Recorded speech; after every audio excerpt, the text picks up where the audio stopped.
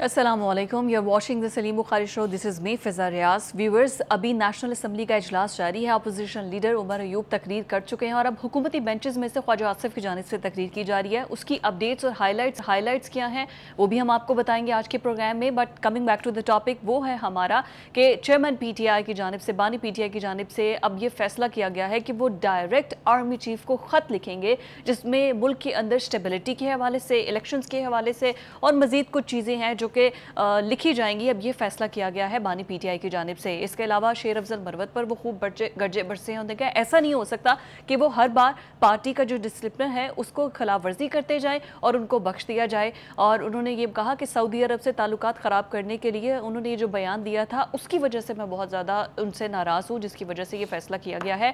और एक सहाफ़ी ने जब सवाल किया तो उन्होंने मिलने के एतबार से क्या कहा कि मिलना है या मुलाकात करनी है या नहीं करनी, तो उन्होंने कोई जवाब नहीं दिया। इसके अलावा जो अहम फैसला है मखसूस नशिस्तों के हवाले से, उस पर बात करेंगे। और उससे भी अहम इम्पॉर्टेंट इशू कि आज़ाद कश्मीर में जो इस वक्त धरने जारी हैं और कोशिश की गई है जो हुकूमती बेंचेस थे दोनों जानिब से, आज़ाद कश्मीर की जानिब से भी और शहबाज शरीफ ने जो बेंच बनाया था, वो तमाम मुतालबात मान लिए गए हैं। उसके बावजूद भी एहतजाज किया जा रहा है। क्या वजूहात है? लास्ट में हम गज़ा पर बात करेंगे। बुखारी साहब, इमरान खान के ख़त लिखने के हवाले पर आने से पहले लेकिन मैं चाहूँगी कि नेशनल असम्बली का जो सेशन चल रहा है उस पर any comments from your side? हाँ, मेरे ख्याल से उसके ऊपर बात करनी चाहिए ज़रूर। देखिए, ये जो आज का सेशन था इसमें चूँकि लीडर ऑफ द अपोजिशन ने बोलना था, लिहाजा उनको फ्लोर दिया गया और उन्होंने रज रज के बोले।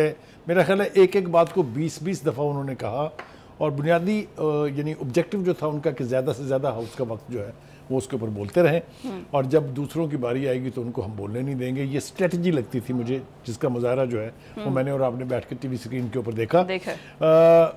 क्या है जो गौहर अयूब साहब ने नहीं कहा इस वक्त की हुकूमत के बारे में? और उमर अयूब साहब ने, गौहर अयूब उनके वालिद थे, चूँकि हमारे दोस्त थे इसलिए वो उनका नाम आ जाता है ज़बान पे। जी, उन्होंने, उमर अयूब साहब ने वो सब कुछ कहा जो वो कहने का फ़ैसला करके आए थे, लेकिन फिर ज़रा थोड़ा सा उनके जो पेशेंस है वो जवाब देगी। और जो ही ख्वाजा आसिफ साहब खड़े हुए बोलने के लिए तो हमने देखा जो मंजरनामा था कि स्पीकर क्या कह के तंग आ गए कि मैं फिर 2 दिन की छुट्टी कर दूंगा, फिर ये डिबेट नहीं हो पाएगी, फिर आपको इस पर भी एतराज़ होगा। लेकिन वो कोई भी धमकी उनकी जो स्पीकर साहब की है वो उसने काम नहीं किया। हत्ता कि ख्वाजा आसिफ को भी बार बार कहना पड़ा कि आपने जब ये बोल रहे थे तो हाउस ऑर्डर में रखा था, अब आपसे हाउस ऑर्डर नहीं हो रहा तो आप एक तरह से फेवर कर रहे हैं उनको। यहाँ तक भी उन्होंने कहा। असल कहानी जहाँ से बिगड़ी कह लीजिए आप, या जो जिसने और ज़्यादा यानी शिद्दत इस इजलास में भर दी, वो ये कि ख्वाजा आसिफ साहब चूँकि दरीना सियासतदान है, मतलब बड़े मंजे हुए सियासतदान हैं, लिहाजा उन्होंने दुखती रग से छेड़ा। उन्होंने कहा कि बिल्कुल ये आर्टिकल 6 की जो बात कर रहे हैं ये बिल्कुल ठीक है जी, लगने चाहिए ये, लेकिन इसका आगाज़ अगर हम अयूब खान साहब से कर लें जिन्होंने सबसे पहले मार्शल लॉ लगा के ना सिर्फ अपने हल्फ की यानी खिलाफ वर्जी की थी जो भी हाई ट्रीजन है, बल्कि उन्होंने मुल्क का जो आइन था जैसा कैसा भी था उसको जो एब्रोगेट करके और हुकूमत अपनी कायम कर ली और 11 साल तक इस मुल्क पर मुसल्लत रहे। बिल्कुल। फिर उन्होंने कहा कि उसके बाद बाकी के जर्नैल भी हैं, उन्होंने भी मार्शल लॉ लगाए थे, उन सबको निकाल के फिर आर्टिकल 6 लगाना चाहिए। ये बात उनसे काबिल बर्दाश्त नहीं थी। ऑब्वियसली जाहिर है उनके परदादा थे, वो दादा थे, तो इसलिए हाउस की जो प्रोसीडिंग थी वो बहुत ही यानी बदहाली का शिकार थी। अगर इसी तरीके से हाउस ने चलना है तो वो सिर्फ एक ही बात की खवासी करता है, वो ये कि खान साहब ने कहा था ना हुकूमत चलने देंगे, ना पार्लियामेंट चलने देंगे, ना जमहूरियत चलने देंगे। याद है ना आपको कि नहीं याद? बिल्कुल ऐसे कहा था, लेकिन अब उस पर अमल हो रहा है कि स्टेबिलिटी के लिए वो आर्मी चीफ को खत लिख रहे हैं। उस पर अमल हो रहा है। अब आ जाते हैं उनके खत की तरफ। जी, स्टेबिलिटी मुझे तो ये समझ में नहीं आती कि खान साहब कितनी दफ़ा अपनी पोजीशन बदलेंगे। अच्छा, मैं कह रही थी कि कितनी बार खत लिखेंगे। क्या आपको ये याद नहीं है कि बार बार उन्होंने कहा था कि मैं किसी से बात नहीं करूंगा? याद है? फिर जब उन्होंने देखा कि दाल नहीं गल रही है, कुछ नहीं हो रहा है, तो फिर उन्होंने मिन्नतें शुरू की इसी मिलिट्री इस्टेब्लिशमेंट की लीडरशिप की कि जनाब आप, मैं इंतज़ार कर करके थक गया हूँ, खुदा के लिए मुझसे बात कर ले। याद है आपको?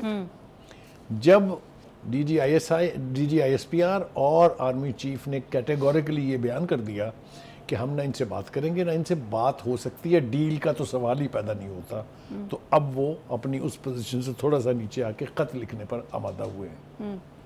دیکھیے جس فوجی ملٹری اسٹیبلشمنٹ کی آپ پچھلے 1 سال سے ایسی تیسی کر رہے ہیں، جس چیف کے چیف بننے کو روکنے کے لیے آپ نے لانگ مارچ کیا، آپ نے ایک مکمل کمپین چلائی، آپ نے سوشل میڈیا کے تمام پلیٹ فارم کو استعمال کر کے کوشش کی کہ رک جائے ان کا چیف بننا، اس کو آپ خط لکھ کے اب کیا توقع کر رہے ہیں اس سے؟ ایک تو میں لاجیکل سوال پوچھ رہا ہوں ایک عام کامن سینس کی حیثیت سے، کہ ایک ایسا آدمی جس کی اپوائنٹمنٹ پر آپ نے باقاعدہ سازش کے تحت باقاعدہ ایک کمپین چلائی، ایک مہم چلائی، تحریک چلائی، اس سے آپ توقع رکھ رہے ہیں کہ وہ آپ کی بات سنیں؟ آپ کی بات ٹھیک ہے، but on the other hand اگر آپ اس کو پازیٹیوٹی میں دیکھیں، اچھا ہے نا، دروازے کھولیں۔ میرے خیال سے اس پر ایک بات سن لینی چاہیے، وہ یہ ہے کہ ایون مہاتما خان صاحب بھی یہ سمجھتے ہیں کہ اقتدار میں واپس آنے کا راستہ جو ہے وہ جی ایچ کیو سے آتا ہے۔ کیا اس کا مطلب یہ نہیں ہے؟ کیا ان کو ایک ایسی پارٹی جس کی سنگل لارجسٹ پارٹی ہے نیشنل اسمبلی کے اندر، ایک صوبے میں ان کی حکومت ہے، پنجاب جیسے صوبے میں اتنی لمبی تعداد ہے ان کے ایم پی ایز کی، کیا ان کو سیاسی راستہ اختیار نہیں کرنا چاہیے؟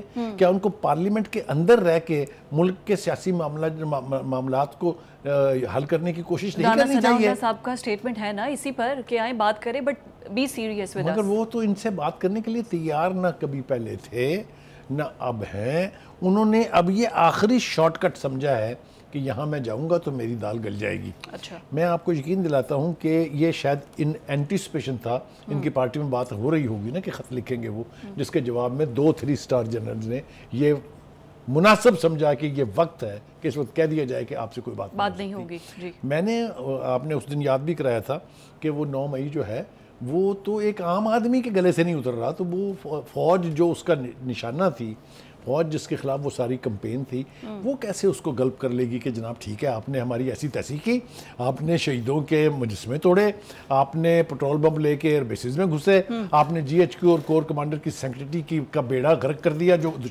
دشمن بھارت نہیں کر سکا، اور پھر آ جائیں آپ کے ساتھ بیٹھ کے ہم بات کریں گے۔ مجھے نہیں لگتا کہ یہ خط جو ہے یہ باعث بنے گا کسی قسم کی نیگوسیشن کا between the military establishment and the P T I. میں اتھارٹی سے کہہ رہا ہوں، ابھی یہ پتہ چل جائے گا کچھ دنوں میں۔ اچھا، فرسٹ ٹائم انہوں نے فرح گوگی کے بارے میں اسٹیٹمنٹ دی ہے، انہوں نے کہا میری تو ان سے 3 ملاقاتیں ہوئی ہیں، عشرہ بی بی کا ان سے تعلق تھا۔ اب دیکھیے 3 ملاقاتیں بھی انہوں نے پہلی دفعہ مانی ہے، جب پہلی دفعہ ان سے ذکر ہوا تھا انہوں نے کہا میں تو جانتے نہیں کون ہے وہ شاید کسی کو میری اہلیہ جو ہیں ان سے کوئی ان کا تعلق ہو، میں نے تو کبھی دیکھا ہی نہیں ان کو۔ اب وہ 3 ملاقاتوں پر آ گئے ہیں، لیکن صدقے جائیں خان صاحب کے کہ انہوں نے کیسے اپنا ملبہ اتار کے بیگم صاحبہ پہ ڈال دیا۔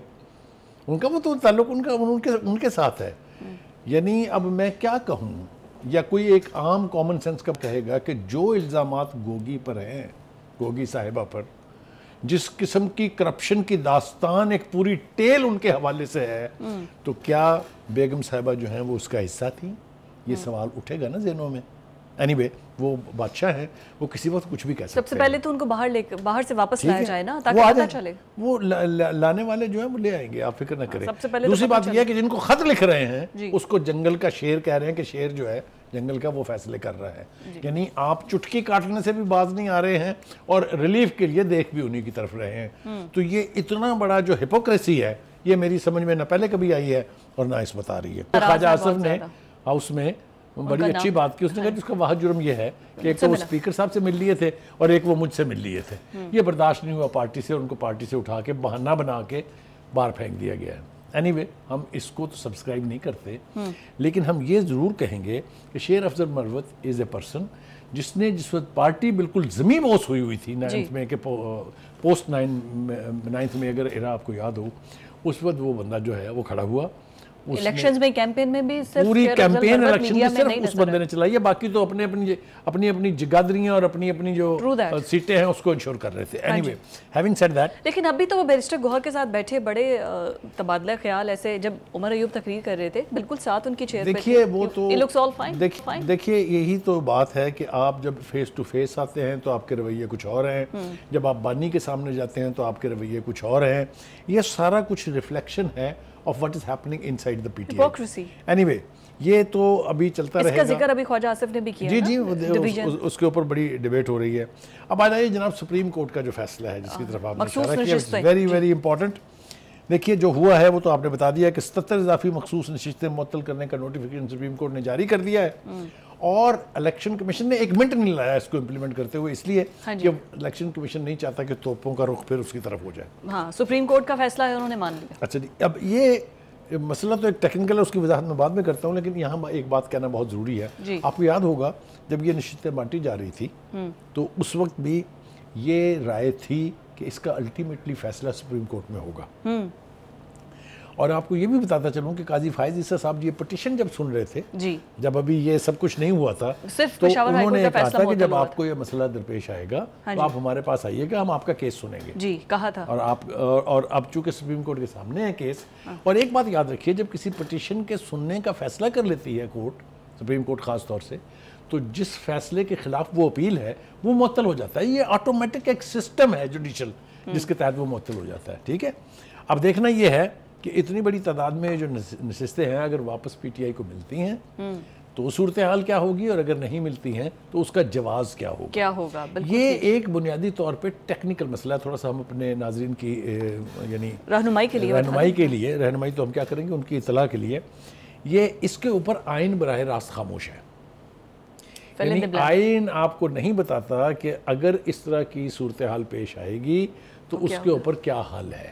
لیکن الیکشن کمیشن کا ڈائلیما یہ تھا کہ ہاؤس کو پورا کرنے کے لیے، جس کو الیکٹرل کالج آپ کہہ لیں، اس کو پورا کرنے کے لیے ان سیٹوں کو کسی نہ کسی کو تو دینا ہے الیکشن ایکٹ کے تحت نا. ٹھیک ہے جی، الیکشن ایکٹ کے تحت انہوں نے اس کی ڈویژن کر کے جس پارٹی کی جتنی سیٹیں تھی اس کے مطابق ان کو انہوں نے ایلوکیٹ کر کے کورم پورا کر دیا. اب یہ معاملہ چونکہ سپریم کورٹ میں چلا گیا ہے، سپریم کورٹ نے اس کو ایڈمٹ کر لیا پٹیشن کو، لہٰذا وہ لوگ جو ہیں وہ اب نہ تو کسی ووٹنگ میں حصہ لے سکتے ہیں، اور میرا خیال یہ ہے کہ اب وہ پروسیڈنگ کا حصہ بھی نہیں بن سکتے ہاؤسز کی. بالکل ٹھیک. مگر جو ہی یہ فیصلہ ہوگا الٹیمیٹلی اس کا فیصلہ تو ہونا ہے. دیکھیے اصل صورتحال یہ ہے کہ جس پارٹی کا فلیگ سر پہ لے کے یہ سارے دعوے کیے جا رہے ہیں پی ٹی آئی کی طرف سے، اس پارٹی کے رہنما حامد رضا صاحب نے لکھ کے الیکشن کمیشن کو دیا تھا کہ چونکہ ہم نے الیکشن نہیں لڑا ہے اور ہمارا کوئی بندہ الیکشن نہیں جیتا ہے، لہذا ہمارا کوئی دعویٰ نہیں ہے ان سیٹوں کے اوپر. لیٹر ان کا تھا بالکل الیکشن کمیشن یہ لیٹر جو ہے الیکشن کمیشن نے دکھا بھی دیا تھا. تو بہرحال اب سارا معاملہ جو ہے ان دا سپریم کورٹ، اور سپریم کورٹ اس کے اوپر طے کرے گی کہ اس سے آگے کس طرف جانا ہے. شہباز شریف نے ریزائن کر دیا ہے نون لیگ کی صدارت سے. اب یہ بھی معاملہ جو ہے نا، اس کو آپ سرفیس پہ نہیں دیکھ سکتے، اس کی بھی بڑی گمبھیر بیک گراؤنڈ ہے، اور وہ اگر آپ اجازت دیں گے تو تھوڑا سا میرے خیال سے نواز شریف واپس بیک آن دا گیم آ رہے ہیں نا. مجھے یوں لگتا ہے کہ اس فیصلے کے بعد کہ پرائم منسٹر صاحب نے صدارت سے استعفیٰ دے دیا ہے، اور خبریں یہ ہیں کہ نواز شریف صاحب اس پارٹی کے صدر بننے جا رہے ہیں، تو اس کا مطلب یہ ہوا کہ نون لیگ نے پی ڈی ایم کی وہ سارا کچھ برداشت کرنے کے بعد پھر سے ایک پارٹی بننے کا فیصلہ، یعنی ایک سیاسی جماعت بننے کا فیصلہ کر لیا ہے. اور یہ یقینی طور پر ایک اچھا اومن ہوگا اگر نواز شریف صاحب اس کی صدارت سنبھال لیں گے، اس لیے کہ سینٹر میں حکومت نون لیگ کی ہے، پنجاب میں حکومت نون لیگ کی ہے. ان دونوں حکومتوں کو ایڈوائس اور یعنی گائیڈنس کی ضرورت ہے. لہذا جو بھی فیصلہ پارٹی کی لیڈرشپ کرے گی، یعنی نواز شریف صاحب کریں گے، وہ ڈاؤن دا لائن اس کے اوپر پھر عمل درآمد ہوگا، امپلیمنٹیشن ہوگی. انہوں نے کنٹرول بیسیکلی اپنی پارٹی کا اپنے ہاتھ میں کر لیا ہے واپس. اچھا جی، اب یہ کہ نواز شریف صاحب جو ہیں ان کو یہ پارٹی کی صدارت چھوڑنی کیوں پڑی تھی، وہ ذرا تھوڑا سا ریکال کرنا بہت ضروری ہے. یہ شہباز شریف کے سٹیٹمنٹ میں آیا. اگر آپ کو یاد ہو تو جو پاناما کا ایپیسوڈ تھا، اس کے بعد جس وقت پاکستان کی عدلیہ میں جوڈیشل ایکٹیویزم اپنے عروج پر تھا، اس وقت ان کو وزیر اعظم کے عہدے سے فارغ کیا گیا ایک فالس پریمیسز پر، کیونکہ پاناما کے جو الزامات تھے وہ تو ثابت نہ ہو سکے، نہ ان کا نام تھا اس میں، اقامہ تخلیق کیا گیا. آپ کو یاد ہے نا اچھی طرح سے. پھر اس کے بعد انہیں وزارت عظمیٰ کے گھر سے نکال کے اور دفتر سے نکال کے کہا آپ پارٹی کی صدارت بھی نہیں لے سکتے. ان کے جو امیدوار سینٹ کا الیکشن لڑ رہے تھے ان سے کہا کہ آپ اپنی پارٹی کا جھنڈا استعمال اور نام استعمال نہیں کر سکتے، آزاد کے طور پہ لڑیں گے. یہ سب کچھ ہوا نا اسی ملک میں. تو سب سے بڑی تکلیف دہ بات یہ ہے. اچھا ایک بات، آپ جب نواز شریف کو ان کے اقتدار سے ہٹایا گیا، پرائم منسٹر ہاؤس سے گھر بھیجا گیا، پارٹی کا صدارت ان سے لے لی گئی واپس، ان کا جو بیانیہ تھا وہ ہو گیا تھا اینٹی اسٹیبلشمنٹ. اب چونکہ واپس آ رہے ہیں تو کیا اینٹی اسٹیبلشمنٹ بیانیہ دیکھیے اگر ان کے بیانیے میں تبدیلی آنی ہوتی تو وہ اس وقت پرائم منسٹر ہوتے ہیں. اچھا وہ پرائم منسٹر صرف اس لیے نہیں بنے ہیں کہ وہ اپاہج قسم کا وزیر اعظم نہیں بننا چاہتے, وہ کسی سٹریس یا کسی پریشر کے تحت پرائم منسٹرشپ نہیں کرنا چاہتے, اس لیے یہ پٹ ہز فٹ ڈاؤن, اس نے کہا میں نہیں بنتا. ایک اور بات جو کرنی بہت ضروری ہے وہ یہ کہ ایک تو یہ کہ پرائم منسٹر صاحب چونکہ ایک اتحادی حکومت کے سربراہ ہیں, لہذا اتحادیوں کو ساتھ لے کے چلنا ہے, انٹرنیشنل ارینا میں بھی جانا ہے, کانفرنسز بھی اٹینڈ کرنی ہے, یونائٹڈ نیشن کے سیشن بھی اٹینڈ کرنے ہیں, بائی لیٹرل وزٹس بھی کرنی ہیں, تو ان کے پاس بہت کم وقت بچتا ہے پارٹی کو دینے کے لیے. لہٰذا میں سمجھتا ہوں کہ ان دیٹ کانٹیکسٹ اگر آپ یہ دیکھیں تو یہ فیصلہ بہت مناسب فیصلہ ہے, اور اس سے پارٹی بھی اسٹرینتھن ہوگی, کیونکہ دیکھیں ووٹ بینک نواز شریف کا ہے, پارٹی نواز شریف کی ہے, اور نواز شریف صاحب اگر صدر ہوں گے تو جو جیسا میں نے پہلے کہا جو فیصلے بھی ہوں گے ان میں پھر کہیں کوئی یعنی کمی بیشی نہیں ہوگی, وہ لیٹر اینڈ اسپرٹ میں امپلیمنٹ بھی ہوں گی, اور جیسا ہولڈ ان کا ہے نا ویسا شہباز شریف کا پارٹی پر ویسا اس کو میرے خیال سے پارٹی کے لیے ایک اچھا اومن قرار دینا. Fair enough. آگے ہم بات کریں گے آزاد کشمیر میں جو مسئلے مسائل ہیں, تمام جو ان کے ایگریمنٹ تھا اس کو ماننے کے باوجود بھی وہاں پر آخر ابھی بھی کیوں احتجاج کیا جا رہا ہے. آزاد کشمیر کی عوام جو جلسے جلوس کر رہی تھی اور ایکشن کمیٹی کے جتنے بھی مطالبات تھے اس کو منظور کر لیا گیا ہے. آج ہی کے آج نوٹیفیکیشن بھی جاری کر دیا گیا ہے. بخاری صاحب, 23 ارب روپے کا ریلیف, آٹے کی قیمت میں کمی, بجلی کی قیمت میں کمی. دیکھیے وہ کہتے ہیں نا کہ all is well that ends well, اور اس کے تحت اگر ہم دیکھیں اس کو تو جو 4 روز سے احتجاج چل رہا تھا اور جو کئی اعتبار سے مطلب ہے بہت ہی خوفناک ہوتا جا رہا تھا, جس میں ایک سب انسپیکٹر جو ہے اس کو اوپر سے چٹان سے نیچے پھینک کے اس کو ہلاک کر دیا گیا, تو یہ رویے جو ہیں یہ اس کی کیا جسٹیفیکیشن ہے اور کس طریقے سے اس کو دشمن ملک دیکھے گا, بھارت اس کو کیسے پروجیکٹ کرے گا, وہ تو یہ تاثر دے گا جیسے پاکستان کے خلاف آزاد کشمیر کے عوام نے بغاوت کر دی.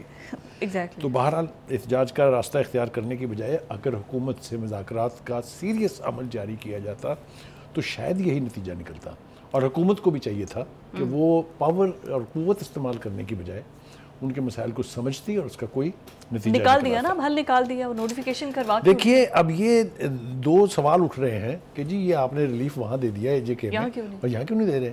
بھائی یہاں ہمارے ہاں سب سے بڑا ہرڈل جو ہے دیٹ از IMF, ہم اس سے قرضہ لیتے ہیں, ہم نے مزید ان سے قرضہ لینا ہے لانگ ٹرم کا, اس لیے ہمیں ان کی کنڈیشنلٹیز ماننی پڑیں گی. Azad Kashmir is not subject of IMF. اس کی بیک گراؤنڈ یہ ہے کہ یونائٹڈ نیشنز کی 1948 کی جو ریزولوشنز ہیں اس کے تحت ان علاقوں کا جو انتظام کرنے والی ممالک ہیں, ہندوستان اور پاکستان دونوں, یعنی جو کشمیر کا حصہ ہندوستان کے پاس ہے وہاں بھی اور جو ہمارے پاس ہے وہاں بھی, اس کی عوام کی ریلیف کا کام کرنا حکومتوں کی ذمہ داری ہے. لہٰذا وہاں اگر بجٹ ڈیفیسٹ فار ایگزامپل اگر بجٹ میں آ جاتا ہے تو حکومت پاکستان اس ڈیفیسٹ کو پورا کرے گی. تو یہ ایک باقاعدہ سسٹم کے تحت ہے, یہ ہوا میں نہیں ہے. اچھا ویسے اگر آپ کو سستی بجلی چاہیے تو پھر کشمیر ہی شفٹ ہو جائے, پورا پاکستان 3 روپے کی بجلی 5 روپے دیکھیے وہ ایک لاجک استعمال کی گئی اس کے لیے. یہ تو خیر ریلیف ہے نا جی, وزیر اعظم نے جو پیسے دیے ہیں وہ سبسڈی نہیں ہے, وہ گرانٹ ہے, اور گرانٹ آزاد کشمیر گورنمنٹ کو دی گئی ہے اور گورنمنٹ اس کو جیسے مرضی استعمال کرے, وہ سبسڈی دے جو مرضی کرے, اس کے اوپر کوئی قدغن نہیں ہے, IMF کی گرپ اس کے اوپر نہیں آتی ہے. دوسری بات یہ کہ بجلی کی قیمت کم کروانے کے لیے جو لاجک استعمال کی گئی وہ یہ کہ جی منگلا ڈیم جو ہے وہ اتنی بجلی پیدا کرتا ہے, ہماری ضرورت سے بہت زیادہ ہے, اور جو نیلم جلم ہے وہ اتنی کرتا ہے. ہماری تو ٹوٹل ڈیمانڈ 400 میگا واٹ ہے, جبکہ بجلی پیدا ہو رہی ہے کوئی 2000 کے قریب 2000. یعنی اگر آپ اس کو دیکھیں لاجک تو ٹھیک ہے, لیکن پھر اس کا مطلب یہ ہوا کہ پنجاب چونکہ گندم سب سے زیادہ پیدا کرتا ہے اور پورے ملک میں جاتی ہے اس کی, تو پھر یہاں پنجاب کے کسانوں کو بھی سبسڈی دینی چاہیے. یہاں کی گندم میں تو یہاں بھی تو ریلیف دے نا. تو یہ لاجک تو خیر اپنی جگہ ٹھیک ہے. انفارچونیٹلی جو سوشل میڈیا ہے وہ پھر وہی نیگیٹو ایکٹ کر رہا ہے. Most of the time Indian media اس کو بڑا پروجیکٹ کر رہا ہے. کریکٹ, وہ یہ تاثر دینے کی کوشش کر رہے ہیں جیسے آزاد کشمیر کے لوگوں نے ہی یا PTI کے لوگوں نے آزاد کشمیر فتح کر لیا ہے. جی یہ میرے خیال سے اس طرح کا جو یعنی تاثر دینا ہے وہ نہ ملک کے لیے ٹھیک ہے نہ وہاں کے عوام کے لیے ٹھیک ہے. گلا گھونٹ دیا نا اب اس قسم کے تاثر دینے والوں کا. دیکھیے اب سیٹلمنٹ ہو گئی نا, شہباز شریف نے ہر چیز کو ایکسیپٹ کر لیا ہے تاکہ کسی طرح سکون آئے وہاں. اب دیکھیں ایک اس کا نقصان کہہ لیجئے یا اس کا ایفیکٹ کہہ لیجئے, جو وہ اس طرف بھی آئے گا کہ یہاں کے لوگ بھی مہنگائی کے ہاتھوں تنگ ہیں. بھائی زندگی حرام ہے, یعنی غریب آدمی جو ہے یا مزدور طبقہ جو ہے یا جو لوور مڈل کلاس ہے وہ پوری کی پوری یہاں تک آئی ہوئی ہے. بجلی کی قیمتوں میں اضافہ ہے, گیس کی قیمتوں میں اضافہ ہے, پتہ نہیں کیا کیا ہے. تو کیا یہاں بھی لوگوں کو سڑکوں کے اوپر نکل کے یہ کام اسی طرح سے کروانا چاہیے؟ میرے خیال سے اس کا بہترین طریقہ یہ ہے کہ حکومت خود والنٹیئر ایکٹ کے تحت لوگوں کو ریلیف پہنچانے کا جو اصل ان کا کام ہے بنیادی اس کو کرے. اب یہ جو 23 ارب روپے کا ان کو سبسڈی دی گئی ہے, آپ کو لگتا ہے کہ یہ بھی تو ہم سے ہی نکلوائیں گے نا؟ وہاں تو سبسڈی دی ہے, یہاں سبسڈی دے دی تو باقی مزید. دیکھیں سبسڈیز تو میں نے جیسے کہا کہ آئی ایم ایف کے تحت آپ نہیں دے سکتے, لیکن آپ آفیشلی قیمتیں تو کم کر سکتے ہیں نا. اب ابھی وہاں کیا ہو رہا ہے اس وقت جب میں اور آپ گفتگو کر رہے ہیں, وہاں وہ خونی قسم کے جو تصادم جو ہے وہ چل رہا ہے. آپ رینجر کی گاڑیوں کو جلائیں گے, آپ ان کو آگ لگا دیں گے, تو آپ یہ تو نہیں تصور کر سکتے, نہ آپ کو یہ سوچنا چاہیے کہ آگے سے آپ کو پھول پیش کیے جائیں گے. ظاہر ہے ایکشن ہوگا, ظاہر ہے ٹیئر گیسنگ ہوگی. تو یہ جو منظر نامہ ہے, ایسی چیزوں کو نا انڈین میڈیا پروجیکٹ ایسے کر رہا ہے جیسے نا آزاد کشمیر کی عوام نے بغاوت کی ہے. obviously کرے گا بھائی. ہمیں نا اس چیز کا ادراک ہونا چاہیے کہ آزاد کشمیر ہو گیا یا گلگت بلتستان ہو گیا, یہ علاقے سینسٹیو علاقے ہیں. یہاں کی حکومتوں کو بھی چاہیے کہ وہ اس قسم کا تاثر دیں کہ وہ عوام کی بہبود کے لیے کام کر رہی ہیں. پاکستان کی حکومت کو بھی چاہیے کہ ان کی شکایات کو فی الفور اس کو رسپونڈ کرے اور کوئی نہ کوئی سلوشن دے. ہم نے سلوشن دے تو دیا نا, پاکستان کی گورنمنٹ نے سلوشن بھی دے دیا. ان کا آٹے کا تھیلا 2000 کا کر دیا, بجلی کے یونٹ 5 روپے 3 روپے 10 روپے اس طریقے سے تو کر دیے ہیں. اسٹل اگر وہ نہیں ہوتے تو پھر اس پہ نہیں, میرے خیال سے اب یہ سیٹل ہو جانا چاہیے تھا. ہمیں توقع یہ تھی, اور آزاد کشمیر کے جو پرائم منسٹر ہیں انہوں نے انوار الحق صاحب نے کہا بھی کہ مجھے نہیں لگتا کہ اب کوئی ایشو ہوگا, کیونکہ ان کی ہر بات تو ہم نے مان لی ہے. ایگزیکٹلی, تو پھر اس کے بعد جواز نہیں بنتا ہے. اینی ویز ابھی آپ کو بتاتے ہیں کہ سمری بھیج دی گئی ہے اوگرا کی جانب سے کہ پیٹرول کو 11 روپے کم کیا جائے. بخاری صاحب کیا لگتا ہے آپ کو 15 کو ہوگا پیٹرول کم؟ دیکھیے پہلی بات تو یہ ہے کہ یہ ابھی تو تجویز ہے, ہم تو توقع کر رہے ہیں کہ یہ امپلیمنٹ ہو جائے گا. جیسا کہ ہم نے دیکھا ریسنٹلی 2-3 بار کمی کی گئی ہے. پہلے انفارچونیٹلی جو پریویس حکومت سے ہوتی تھی اس میں اگر عالمی منڈی میں تیل کی قیمت کم بھی ہوتی تھی تو اس کا امپیکٹ جو ہے وہ عام آدمی تک نہیں پہنچنے دیتے تھے. کبھی اس کو لیوی میں ایڈجسٹ کر لیتے تھے, کبھی کچھ کرتے تھے, کبھی کچھ کرتے تھے, کبھی فیول ایڈجسٹمنٹ میں ایڈجسٹ کر لیتے تھے. لیکن یہ پہلی بار ہے کہ جب بھی کبھی یہ اناؤنسمنٹ آئی ہے تو اس کا افیکٹ جو ہے گراس روٹ لیول پر عام آدمی کو گیا ہے. اور یہ اگر 11 روپے جو ہے یہ 15 تاریخ کو وہ کہتے ہیں سمری اوگرا جو ہے وہ پرائم منسٹر کو بھیجے گا, وہ منظور ہو جائے گی تو 16 مئی سے یہ 11 روپے پیٹرول کی قیمت اور 9 روپے 70 پیسے ڈیزل کی قیمت کم ہو جائے گی. It's a good thing, but مجھے کچھ یوں لگ رہا ہے, میں بھی آئی ایم لاؤڈلی تھنکنگ کہ کچھ اچھا ہو رہا ہے. مثال کے طور پہ آئی ایم ایف جس نے اتنا ڈرایا ہوا تھا اور ہم سب ڈرے ہوئے تھے کہ پتہ نہیں وہ کیا کرے گا ہمارے ساتھ. نہ صرف یہ کہ اس نے پہلی قسط جاری کر دی ہے بلکہ اس نے جو لانگ ٹرم قرضہ ہم لینے جا رہے ہیں 6 بلین کا, اس کے لیے بیسک نوڈ انہوں نے کر دی ہے. اس کے علاوہ ایک اور چیز آپ نے دیکھا جو ہمارا انڈیکس ہے 100 اسٹاک ایکسچینج کا 100 انڈیکس, اس نے تو تاریخ رقم کر دی ہے بابا. 74 پہ تو کبھی اچھے سے اچھے حالات میں نہیں ہے. تو یوں لگتا ہے کہ حکومتی پالیسیاں جو ہیں, اور خاص طور سے یہ سعودی عرب کی طرف سے جو آنے والی اینٹیسپیٹڈ انویسٹمنٹ ہے, جس طریقے سے سعودی عرب کے وزراء اور جو کراؤن پرنس ہیں انہوں نے جس طریقے کے جیسچر دیے ہیں, اس سے لگتا یہ ہے کہ وہ ہماری ڈولتی ہوئی جو اکانومی تھی بلکہ ڈوبتی ہوئی اکانومی, شاید اس کو ایک ایسا سہارا. بخاری صاحب بجلی کے بل ہمارے ابھی بھی کم نہیں ہیں, ٹھیک ہے, مہنگی روٹی ابھی بھی ہم نے خریدنی ہے, تو پھر یہ اتنی پازیٹیو. دیکھیں جیسا میں نے کہا کہ تھوڑی تھوڑی چیزیں پازیٹیو ہونے لگی ہیں. دیکھیے روٹی جو ہے وہ 20 روپے سے 16 روپے پہ آئی, پھر اس کو حکومت نے نہ صرف فیصلہ کیا بلکہ اس کو چیز کیا. 300 کے قریب انہوں نے تندور اور بڑے ہاؤسز جو تھے وہ بند کیے, اور اب میں نے سنا ہے کہ مزید کمی ہونے جا رہی ہے اس میں. اگر اس طرح کی چیزیں ہونے لگ جائیں یا ہوتی دکھائی دے رہی ہیں تو میں سمجھتا ہوں کہ شاید وہ جو ایک گھٹن ہے, ہمیں جو 75 روپے کا ایک یونٹ ملتا ہے کیا وہ بھی کم ہوگا؟ دیکھیے اس کو کم کرنا پڑے گا ان کو. وہ اگر کم نہیں کریں گے, ایک تو یہ کہ سولرائزیشن جو ہو رہی ہے, سولر پہ جو جا رہے ہیں, اس سے بہت ریلیف مل رہا ہے. میں آپ کو اپنی مثال دے سکتا ہوں کہ میں 35 سے 40 ہزار روپے مہینہ بل دیتا تھا, میں نے 10 kVA کا جو ہے وہ لگوایا ہے, تو مجھے پچھلے 6 مہینے سے 0 پہ منہ میں, بالکل 0 پہ نہیں. تو یہ بہت بڑا ریلیف ہے. اگر حکومت کی یہ پالیسی ہے کہ جو 200 سے 300 یونٹ تک استعمال کرنے والے ہیں ان کو قسطوں کے اوپر وہ سولر سسٹم دے دیں گے. تو اگر وہ آ جائے گا تو آٹومیٹکلی پھر یہ بجلی چونکہ انڈسٹریکلی کام آئے گی تو کنزیومر کو بہت ریلیف مل جائے گا. بہت شکریہ بخاری صاحب. ناظرین یہ تھا ہمارا آج کا پروگرام. کل آپ سے ملاقات ہوگی. اللہ حافظ.